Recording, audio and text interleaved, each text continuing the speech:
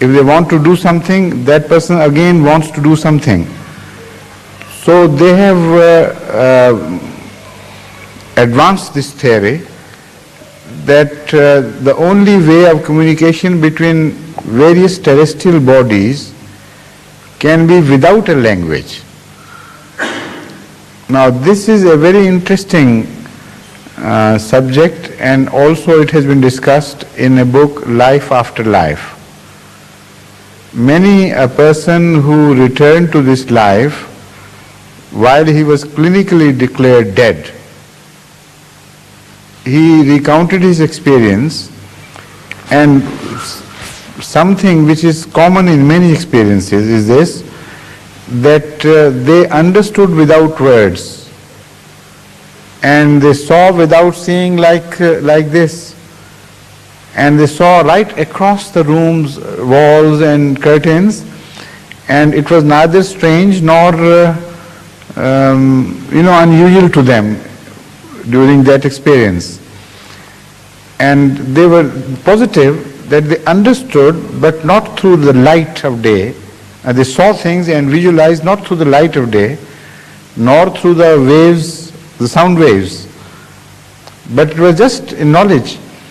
So that reminds one of experiences of dreams. There too, you have the same thing. Even those who have no knowledge of Arabic, they sometimes converse with some Sahabi or some other Arabian people or some other people in this world too, whose languages are different, and they don't find it difficult at all. When they get up, they remember only the meaning. Although some sort of language was used by them, but that was just in fact an impression. What was important was the meaning conveyed and preserved in their memory. And that was definitely not through the language they think it reached them, because they don't know that language at all. So that is one possibility, of course, of some media through which God would convey the impressions and senses. Your impressions and your knowledge and senses are exactly the same as anywhere else in your situation who speaks a different language. They are the important things. They first transform them into language and then transmit. For instance, if you want to find a positive proof of this, you can speak to a dumb person. He does not know any language, does he? A dumb person, mute and dumb, he has no language, yet he conveys meanings so in such detail that everybody is surprised. Sometimes some intelligent mute and dumb people can convey the whole speeches, and neither they were conveyed to them through words, nor they know any words, and yet an exchange of experience is effected. For instance, there was a gentleman, Mr. Abdul Aziz, we called him Gunga. He, as a child, stayed with Hazrat Mirza Bashir Ahmad Sahib Radiyallahu Ta'ala Anhu, and he was also known as Mian Bashir Ahmad Sahib's Gunga, because he was, a very, very intelligent person and popular with everybody, and Hazrat Mian Bashir Ahmad Sahib was so kind to him. So because of this kindness to him, he was called Hazrat Mian Bashir Ahmad Sahib's Gunga. Now this Gunga, unfortunately, was not very particular about truth. He would invent things and freely speak of things which he had imagined and things.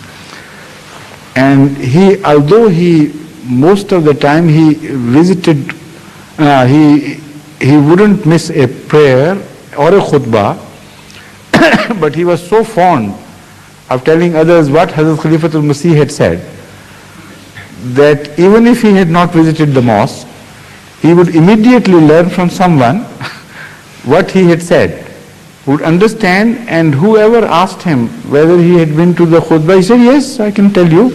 And he would tell in detail everything. While those who understood the language, perhaps they could not do it better than he did. How? No words are used, no language. So there must be something else which would be used, something else which would be used in the hereafter to transmit things from one to the other. Right? Great.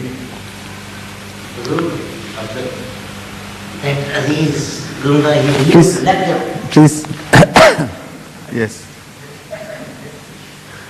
I think some interesting lecture has been recollected by you now. Huh? Tell us about it.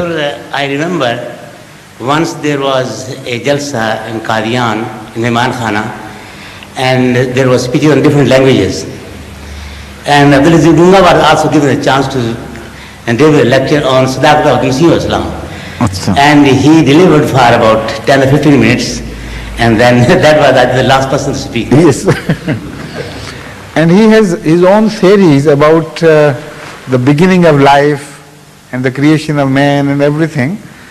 And he described these things so beautifully. You wouldn't miss the smallest point. For instance, his creation of, his theory about the creation of man.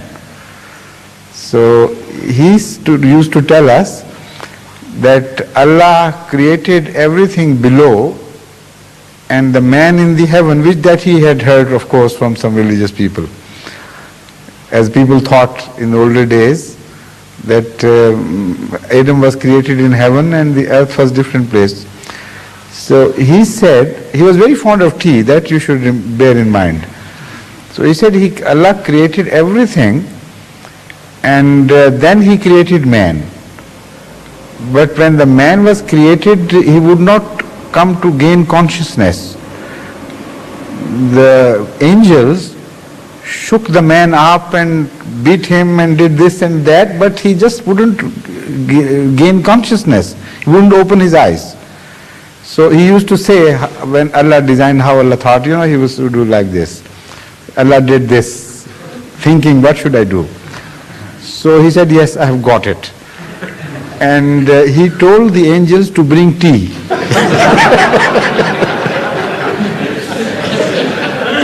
So they prepared tea. And when the smell entered the nostrils, then he began to, move about. And when the first cup touched the lip, immediately he was all awake. He said, yes, please more. So one problem solved. But then Allah wanted him to leave the heaven and go to the earth below. So they opened the window, he saw and said, no, nothing doing, I don't like it there. So they tried to convince him, everybody was sent one after the other, higher angels, and still belong to the hierarchy and so on. Nothing doing. He would simply refuse. Then God, again, knocked his head like this and said, yes, this is how he described things. He said, well, I've got it. He said, mint some money. So angels started minting money. He said, put them in sacks and bags, and now starting throwing them from heaven to the earth. And when the Adam heard the jingling of the money, he could no longer resist. He just dived down. And there he was.